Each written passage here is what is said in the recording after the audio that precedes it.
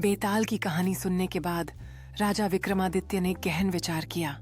उन्होंने राजा चंद्रसेन की स्थिति और तीनों रानियों के कार्यों का विश्लेषण किया। फिर उन्होंने बेताल की ओर देखा और दृढ़ता से उत्तर दिया, हे बेताल, इस प्रश्न का उत्तर स्पष्ट है।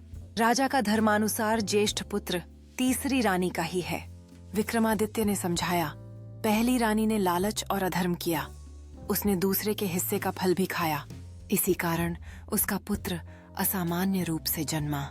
दूसरी रानी को उसका पूरा हक नहीं मिला, जिससे उसका पुत्र कमजोर पैदा हुआ। यह अन्याय का परिणाम था। लेकिन तीसरी रानी ने ईमानदारी और शुद्ध नियत से अपना फल खाया। उसने किसी का हक नहीं छीना और न ही कोई गलत विचार रखा। इसीलिए उसे एक स्वस्थ और सुंदर पुत्र प्राप्त हुआ। राजा विक्रमादित्य ने निष्कर्ष निकाला, जीवन में भी ऐसा ही होता है। जो व्यक्ति धर्म और न्याय का पालन करता है, उसे ही सबसे अच्छा फल मिलता है। इसलिए जन्म के क्रम से ज्यादा धर्म और सही कर्मों के आधार पर तीसरी रानी का पुत्र ही राजा का सच्चा और योग्य उत्तराधिकारी है। वही राजसिंहासन का असली अधिकारी है। यह उत्तर सुनकर बेताल प्रभावित हुआ। राजा के तर्क और न्यायपूर्ण निर्णय को देखकर बेताल शर्त के अनुसार उड़ गया और राजा दौड़ा, बेताल रुक।